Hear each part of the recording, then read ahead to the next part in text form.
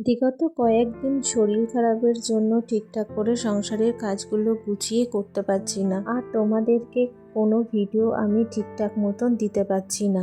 তাই সন্ধ্যার সময় চলে আসলাম আমার ঘরের আজকে বিছানাটা গোছাতে। অনেকদিন হয়ে গেছে বিছানার চাদরটা পাল্টানো হয়নি, খুব নোংরা হয়ে গেছে। তাই ভাবলাম আজকে বিছানার চাদরটা পরিষ্কার করে নিই। এই বালাপোষটা আমি তুলে দিলাম, কারণ হচ্ছে খাটের থেকে অনেক বড় হয়ে যাচ্ছে, সেই কারণে। কারণ ওটা হচ্ছে সোনামায়ের বাড়িতে নিয়ে যাব, সেই কারণেই ওটা তুলে নিলাম। নিয়ে এখন খাটটা পরিষ্কার করে ভালো করে জানলা টাল্লাগুলো পরিষ্কার করে নিচ্ছি। কেন বলো তো, সকালবেলা একদমই সময় হয় না। ঘুম থেকে উঠেই সকালবেলা আমার রান্নাঘরে যেতে হয়, আর তাড়াহুড়ো করে বিছানাটা কোনো রকম তুলে ফেলি, এর জন্য কোনো কিছু পরিষ্কার হয় না। তাই আজকে খাটটা ভালো করে মুছে পরিষ্কার করে নিলাম। তার সঙ্গে একটা চাদরও পেতে দিচ্ছি। তোমরা হয়তো ভাবছো এই চাদরটা পেতে আমি শোবো না গো, এই চাদরটা আমি এই তোশকটার উপরে পেতে দিচ্ছি।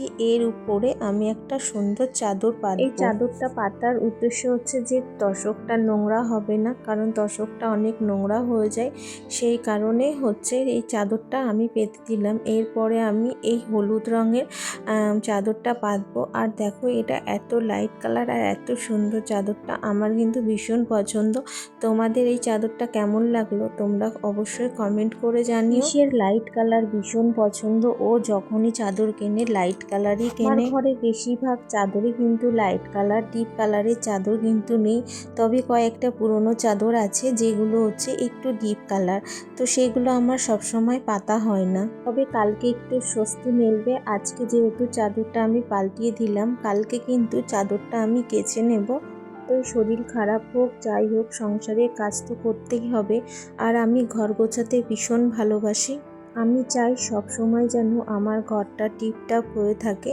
যতটা পারি ততটা করার চেষ্টা করি। এই বালিশের অরটা একটু ছিঁড়ে গেছে, কিন্তু সেলাই করার আর সময় হয়নি।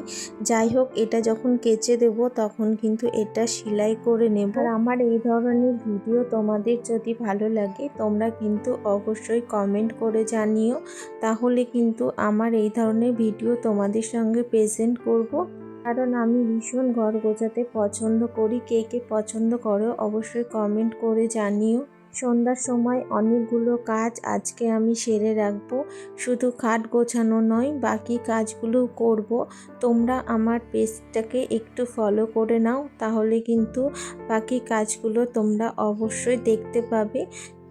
অন্য জায়গায় কিন্তু গরম পড়ে গেছে, কিন্তু আমাদের এখানে এখনও ঠান্ডা, তাই কিন্তু আমাদের কম্বলগুলো ব্যবহার করতে হয়। মনে হয় এখনও 1 মাস আমাদের এখানে ঠান্ডা থাকবে। তো বন্ধুরা, আমার খাট গোছানোটা কেমন হলো অবশ্যই তোমরা কমেন্টে জানিও। তোমাদের একটা কমেন্টের আশায় আমি সব সময় থাকি। আর প্লিজ একটা লাইক করে দিও ভিডিওতে, আর পারলে একটু ভিডিওটা শেয়ার করে দিও। এতক্ষণ ধরে ভিডিওটা দেখার জন্য অসংখ্য অসংখ্য ধন্যবাদ।